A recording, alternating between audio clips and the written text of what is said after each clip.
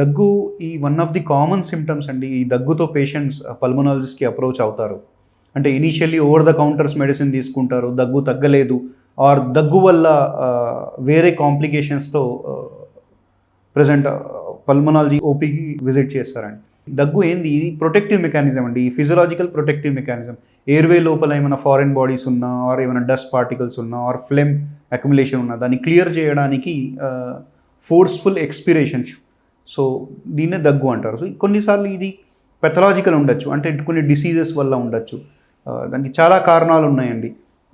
Pneumonia వల్ల ఉండొచ్చు, are కొన్ని ఇంటర్స్టిషియల్ లంగ్ డిసీజెస్ అంటారు, ఆర్ ఆస్థమాలో ఉండొచ్చు, ఆర్ అసిడిటీ ఇష్యూ జీఆర్డీ అంటారు అందులో ఉండొచ్చు, ఆర్ కార్డియాక్ ఈవెంట్ ఇష్యూస్లో ఉండొచ్చు, ఆర్ బాడీలో ఫ్లూయిడ్ రిటెన్షన్, లంగ్స్లో ఫ్లూయిడ్ రిటెన్షన్ ఉంటే ఉండొచ్చు, ఆర్ అలాగే చాలా అలర్జీకి సంబంధించిన or infective causes, viral infection, చాలా కారణాలు ఉన్నాయండి.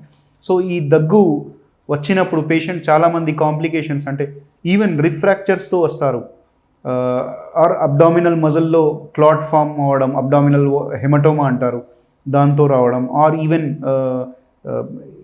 ఐస్లో ప్రెషర్ ఎక్కువ అయిపోవడం, ఆర్ బ్రెయిన్లో ప్రెషర్ ఎక్కువ అయి, ఆర్ ఈవెన్ ఇయర్ డ్రమ్ కూడా రప్చర్ అయి రావడం, అలాగే చాలా కాంప్లికేషన్స్తో వస్తారండి. అలాగే యూరినరీ ఇన్కాంటినెన్స్, యూరిన్ పడిపోవడం దగ్గినప్పుడు, ఇవి కూడా one of the common complications అండి దగ్గుకు సంబంధించి.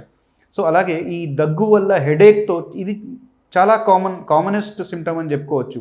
ఈ దగ్గు వల్ల హెడేక్ ఎందుకు వస్తుంది అంటే, దగ్గినప్పుడు ఈ నెక్ సంబంధించిన అన్ని మజిల్స్ కాంట్రాక్ట్ అవుతాయండి. ఈ కాంట్రాక్ట్ అవ్వడం వల్ల కొన్ని సెకండ్స్ వరకు బ్లడ్ సర్క్యులేషన్ అనేది బ్రెయిన్కి తగ్గిపోవడం వల్ల, బ్రెయిన్కి సర్క్యులేషన్ తగ్గడం వల్ల గిడ్డినెస్, రీలింగ్ సెన్సేషన్ కానీ, ఆర్ సింకో, కొంతసేపు అన్కాన్షియస్ అవ్వడం, ఇది కూడా, ఆర్ ఈవెన్ ఫిట్స్ కూడా రావచ్చు.